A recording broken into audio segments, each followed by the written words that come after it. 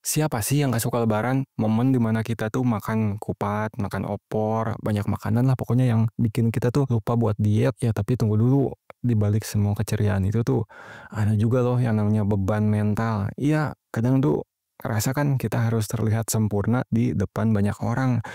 Bukan pendapat pribadi, tapi dari berbagai postingan media sosial udah bisa kelihatan banyak yang mencerminkan kondisi ini dengan keluhan-keluhan. Banyak yang mengungkapkan kalau ada rasa lelah dan frustasi ya seolah-olah lebaran itu kan bukan lagi waktu untuk bersukacita ya, melainkan sebuah beban yang harus dipikul, miris. Caption berisi keluhan itu jadi bukti nyata bahwa di balik senyuman yang dipaksain tuh ada penderitaan yang nggak terungkapkan. Bukti lebaran hari penuh beban, penderitaan, dan kemunafikan. Katanya lebaran itu hari kemenangan, tapi kok rasanya malah jadi ujian nasional jilid 2 ya. Banyak orang yang harus pasang senyum palsu, padahal dalamnya ada cicilan yang masih nyisa. Masalahnya kita tuh dituntut untuk selalu happy ya. Kalau nggak happy ntar dikira kurang bersyukur. Lah gimana sih?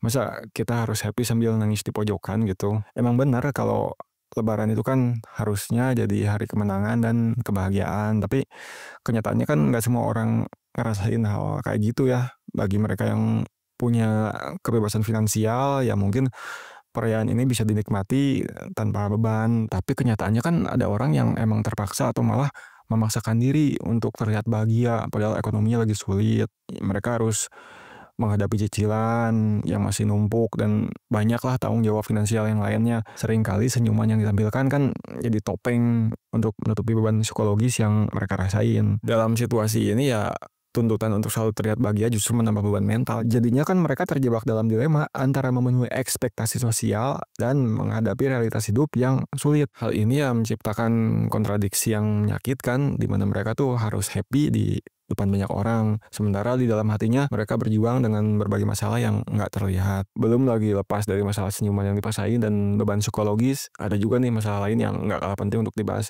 yaitu pengelolaan zakat di Indonesia yang masih amburadul. Tahu nggak, potensi zakat di Indonesia itu 300 triliun per tahun. Wow, tapi pertanyaannya itu uang kemana ya? Kalau itu semua dikelola dengan baik, harusnya kan banyak yang kebantu. Tapi realitanya banyak yang masih bingung bayar zakat kemana yang benar. Terus ada juga lembaga zakat yang kayak minimarket, banyak cabang, tapi kita nggak tahu siapa pemiliknya. Nah ini yang kerasa, kalau sebelum lebaran tuh orang-orang mendadak jadi kaya, atau minimal pura-pura kaya.